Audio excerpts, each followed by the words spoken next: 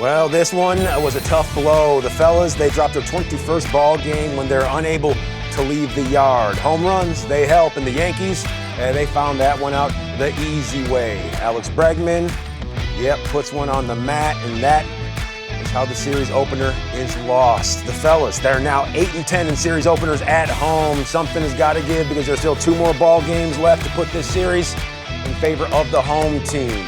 2-0, Yankees win, and that gets this show on the road. This is Cubs Postgame Live, presented by Yingling Flight, the next generation of light beer. Cole Wright, Elise Menaker, back in service. And Elise, this was a tough one, despite the way Shota Imanaga went out there and absolutely dealt. Yeah, I don't really think this is a start where we're talking about Shota struggling or not doing enough. Now, yes, he does struggle with the long ball. That was a case today, mislocation. But all in all, he had a good day. It's just that the hits he gave up, half of them, were solo shots. Typically, you'd like to believe the solo shots won't hurt you, but this is a Yankees team that the majority of the way they score, it's going to be via the home run. So if you account today, 48.2% of the runs the Yankees score, it's via the home run. So almost a majority, right? Like almost half of the runs that they're knocking in, it's because they're hitting it out of the park. So the key then, you're trying to limit that. Shota couldn't do it today, and it had to do because he was missing his location. Overall, he pitched well. He did. It's just the bats for the Cubs, there's 10 strikeouts on the day, not a lot happening, which is a little disappointing because they have been rolling. Will Warren had a nice day. He had been struggling on the road. He had been struggling in the month of July.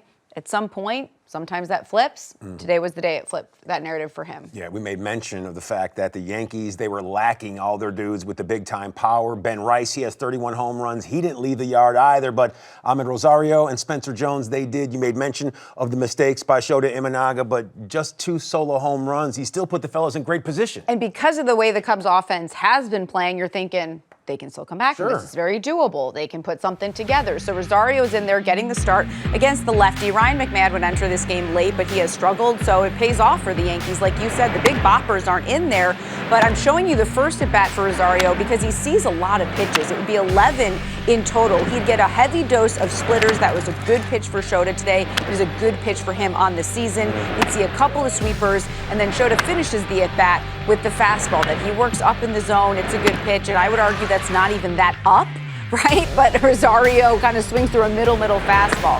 Then after all the pitches that he sees in the first at-bat, Shota says, I'm going to try to work the breaking ball. It doesn't work. He pretty much leaves it middle. That is 108.4 off the bat. It's just a hanger. Yeah, and this is also just another mislocation. This is 108.7 off the bat. This is a sinker.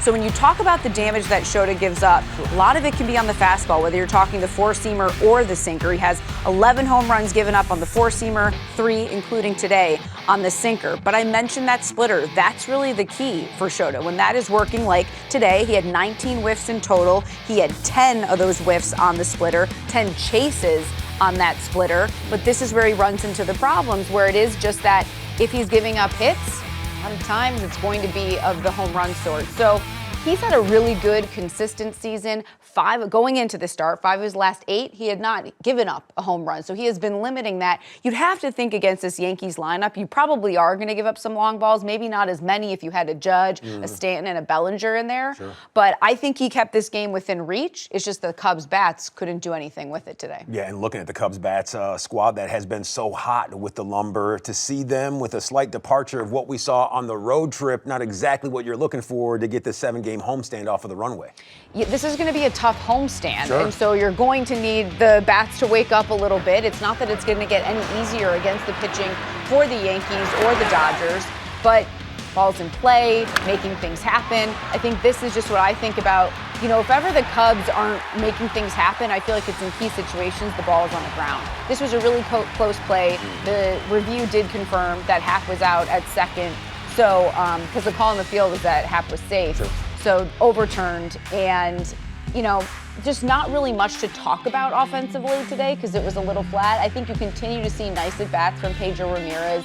This is when if you were just to look at the box score, if you see a 0 in front of Pete's name in the hit column, Bush, Corner, Conforto can have some nice at-bats, Dansby, we know how key he can be in some wins, then you're looking and thinking, that's just not enough, plus the 10 strikeouts. So that's why, just trying to make things happen and couldn't. Yeah, we were talking about it with Quentin Berry a little earlier before game time. He made mention of just putting the ball in play and making the opposition make a play on you. Unfortunately, the fellas are not able to do a whole bunch of that today, but tomorrow it is a new day, and that's what we're here for, looking towards the positive despite the 2-0 outcome in favor of those New York Yankees. We'll continue to tell you all about how this went down and show you how it unfolded. Highlights, aka moving pictures, they're still to come right here on Postgame Live.